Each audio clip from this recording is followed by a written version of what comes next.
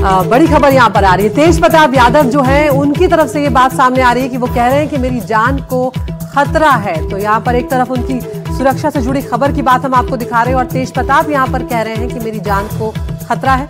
आपको बता दें कि गृह मंत्रालय ने Y+ सुरक्षा देने का निर्देश अब तेज प्रताप यादव को दे दिया है और यहाँ पर खुद तेज प्रताप यादव ये कह रहे हैं कि उनकी जान को खतरा है। आखिर किससे उनकी जान को खतरा है, क्या कुछ बात वो यहाँ पर कहना चाह रहे हैं, ये बड़ी बात है यहाँ पर। सोमू, ये बहुत बड़ी बात यहाँ पर तेज प्रताप यादव कह रहे हैं, अपनी जान को खतरा वो यहाँ पर बता रहे हैं और इसी बीच Y+ कैटेगरी की सुरक्षा भी उनको दे दी गई है। क्या कोई जानकारी इस वक्त मिल पा रही है इस बारे में? बिल्कुल, देखिए तेज प्रताप यादव ने यह बात कही है और उन्हें जो सुरक्षा दी गई है, जैसा कि बाबा बता रहे थे, उसके ये मायने तो है ही क्योंकि उन्होंने सुरक्षा की मांग की और उसके बाद ये बात सामने आई है कि डेथ थ्रेट उनको हो सकता है। लेकिन सबसे महत्वपूर्ण बात यही है कि तेज प्रताप यादव इन दिनों जिस तरीके से बयान दे रहे हैं, जिस तरह की उनकी राजनीति है, वो किससे फायदा किसे नुकसान पहुंचा रही है। सोमू, रोकूंगी आपको कुछ क्षणों के लिए यहाँ पर। सोमू, एक बार सुनवा देते हैं यहाँ पर तेज प्रताप यादव का क्या कुछ कहना है। बढ़ा दिया गया है आपका, सिक्योरिटी बढ़ा दिया गया है। हाँ, क्योंकि मेरे ऊपर खतरा है ना, मेरा हत्या भी लोग करा देगा। अब है दुश्मन सब लगा हुआ है ना। सिक्योरिटी बढ़ा दिया गया है आपका, सिक्योरिटी बढ़ा दिया गया है। हाँ, क्योंकि मेरे ऊपर खतरा है ना, मेरा हत्या भी लोग करा देगा। अब है दुश्मन सब लगा हुआ है ना। तो सोमू यहाँ पर ये कह रहे हैं कि बहुत सारे दुश्मन है, मेरी हत्या करवा देंगे। बड़ी बात यहाँ पर तेज प्रताप यादव कहते हुए आ रहे हैं। हालांकि जब उनसे पूछा गया कि किससे खतरा है तो इस बारे में उन्होंने बस इतना ही बोला कि बहुत दुश्मन है मेरे। बिल्कुल, देखिए अपरोक्ष रूप से वो पहले भी इस तरह की बात करते रहे हैं और जाहिर तौर पे जब से उनकी अदावत परिवार और पार्टी में शुरू हुई है, उसके बाद से वो किन लोगों को टारगेट करते हैं वो जाहिर तौर पे समझा जा सकता है। अपने इंटरव्यूज में या फिर जब मीडिया में वो बयान देते हैं या फिर अपनी सभाओं में भी वो कई सारे नामों का जिक्र करते हैं और नाम न लेते हुए जयचंद की ओर इशारा करते हैं। तो जाहिर तौर पे उसी और एक बार फिर से वो इशारा उन्होंने किया है। लेकिन जहाँ तक सुरक्षा की बात है, उनकी सुरक्षा जाहिर तौर पे बढ़ाई गई है और इसका अपना एक राजनीतिक निहितार्थ भी है। अब उसके बारे में जब चीजें और ज्यादा खुलेंगी तभी ये चीजें साफ हो पाएंगी। बिहार चुनाव के बीच में केंद्र सरकार ने तेज प्रताप यादव की सुरक्षा को लेकर एक बड़ा फैसला यहां पर लिया है और तेज प्रताप यादव को Y+ सिक्योरिटी यहां पर दी गई है। सूत्रों के अनुसार गृह मंत्रालय ने Y+ सुरक्षा देने के निर्देश यहां पर दे दिए। श्रेणी में कमांडो और केंद्रीय रिजर्व पुलिस बल के साथ 11 जवान होते हैं। सुरक्षा एजेंसियों ने हाल ही में तेज प्रताप की सुरक्षा संबंधित रिपोर्ट गृह मंत्रालय को सौंपी थी और इस रिपोर्ट को देखने के बाद गृह मंत्रालय ने सुरक्षा बढ़ाने का फैसला यहां पर लिया है और अब तेज प्रताप यादव जो हैं उनको यहां पर Y+ कैटेगरी की सुरक्षा दी जा रही है।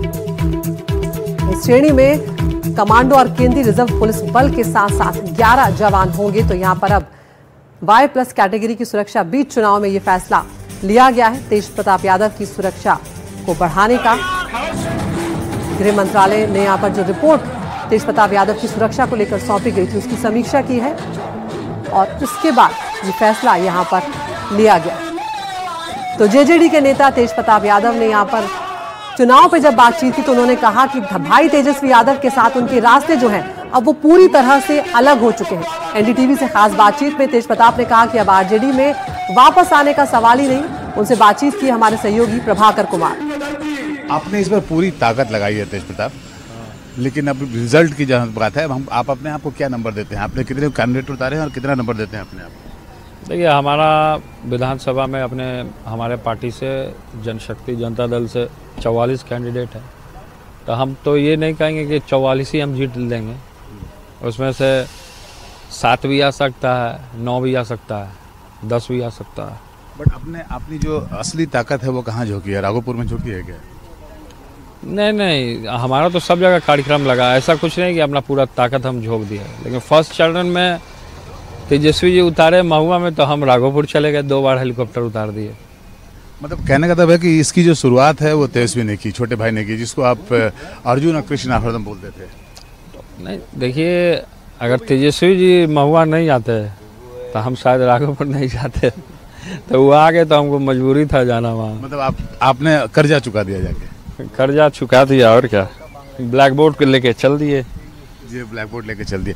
बट ये क्योंकि दो भाई हैं, आप लोग साथ में रहे हैं और आप उनको अपना छोटा भाई के अलावे आप उनको बोलते थे कि मेरा अर्जुन है और मैं कृष्ण हूँ, तो ये इतनी स्थिति एक समय तक ही ठीक था, जब हमें मान सम्मान मिलता था। तब मान सम्मान के लिए कोई भी मरता है जीता है, अपने स्वाभिमान से कोई समझौता नहीं करता है। बट गड़बड़ क्या हो? तो अब गड़बड़ जो भी रहा हो, खैर हमारा लाइन अलग हो गया, अब हम अपने राह पे निकल गए हैं, अब इसी को मजबूत करना है। नहीं वो ठीक है, बट तभी भी तो माता पिता का आशीर्वाद तो आपके साथ है ही। तो माता पिता का तो आशीर्वाद हर एक पुत्र पे, हर एक संतान पे होता है। बट मेरा मानना है कि आप चाहेंगे तो फिर से दोनों भाई एक साथ हो सकते हैं। नहीं, कभी नहीं। मरना कबूल करेंगे लेकिन दोबारा आरजेडी में नहीं जाएंगे हम। माँ बाप का रिस्पेक्ट, भाई बहन का रिस्पेक्ट अलग जगह है, पॉलिटिकल लड़ाई अलग जगह। और ये बताइए कि ये जो आप प्रचार कर रहे हैं तेज प्रताप, जैसे हेलीकॉप्टर है, ये है वो है, तो अल्टीमेटली इसका खर्चा कहाँ से आ रहा है? ये सवाल आप तेजस्वी जी से भी पूछ सकते हैं कि इसका खर्चा कहाँ से आ रहा है, आप कहाँ से ला रहे हैं, या और भी लोग आ रहे हैं। तो ये कोई वो बड़ा बात नहीं कि कहाँ से आ रहा है, ये हम लोग का पार्टी, हम लोग चंदा किए हैं, उससे आ रहा है। तो अब कल आखिरी समय है चुनाव का, तो अब 5 बजे के बाद बंद हो जाएगा। तो एक बार फिर से आप बताइए कि आपको लग रहा है, क्योंकि तेजस्वी दावा कर रहे हैं कि महागठबंधन की सरकार बन रही है, वो तो 14 को पता चलेगा किसकी सरकार बन रही है, बिगड़ रही है। हम कैसे आपके जो नंबर्स आएंगे, अगर आपको समर्थन देने की नौबत आई तो आप किसको समर्थन देंगे, एनडीए को कि महागठबंधन? देखिए, जो रोजगार को देगा, जो रोजगार देगा, जो पलायन को रोकेगा, जो शिक्षा को बढ़ाएगा, जो काम करेगा, उसको हम देंगे, उसके साथ जाएंगे। तो वो कौन है आपके हिसाब से, एनडीए है कि जो भी आए, तेजस्वी है? वैसे जो भी आए, वो तो 14 को रिजल्ट आएगा, जिसका बहुमत ज्यादा होगा उसको। मतलब मेरा खाली तेज प्रताप से सवाल ये है कि अगर जरूरत पड़ी तेजस्वी की आपके मदद की सरकार बनाने में, तो क्या तेज प्रताप मदद करेंगे? सोचा जाएगा, तब का तब देखा जाएगा। चलिए तेज प्रताप, बहुत बहुत धन्यवाद और आपको फिर से एक बार शुभकामना हमारी। Thank you. तो यहाँ पर मनोरंजन हमारे साथ बने हुए, सोमू भी बने हुए। मनोरंजन, यहाँ पर एक तरफ तेज प्रताप यादव कह रहे हैं कि मरना पसंद करेंगे लेकिन आरजेडी में दोबारा नहीं जाएंगे, और दूसरी तरफ उनकी जो सुरक्षा बढ़ाई गई है उसको लेकर भी यहाँ पर अटकलों का बाजार गर्म है। किस तरह से देख रहे हैं आप? देखिए, पटना में ये बात काफ़ी चर्चा का विषय बना हुआ है कि तेज प्रताप यादव जो हेलीकॉप्टर से जा रहे हैं, इतना प्रचार हो रहा है, ये सब सारा फंड कहाँ से आ रहा है, कहाँ से इतना पैसा आ रहा है। अब ये जो नई जो सुरक्षा व्यवस्था उनको दी गई है, तो फिर ये सवाल होना लाजमी है, क्योंकि जो भी आपको सुरक्षा मिलती है केंद्र सरकार के तरफ से, जो सीआरपीएफ की सुरक्षा होती है, जेड हो, जेड प्लस हो, जो भी हो, वाई हो, तो उसके लिए एक केंद्र सरकार की अनुशंसा होनी जरूरी है। थ्रेट परसेप्शन होता है, लेकिन मुझे नहीं लगता कि तेज प्रताप को कोई थ्रेट परसेप्शन है ऐसा कि, और लेकिन उनको सुरक्षा दी गई है। आप समझ सकते हैं बिहार की जनता बहुत समझदार है, पॉलिटिकली काफ़ी अवेयर है, बहुत तरह की बातें चल रही है नेशनल टेलीविज़न पे, उन बातों को बिना वेरीफाई किए हुए आप नहीं कर सकते हैं, लेकिन सबको मालूम है कि कहाँ से हो रहा है ये सब और कौन इसके पीछे।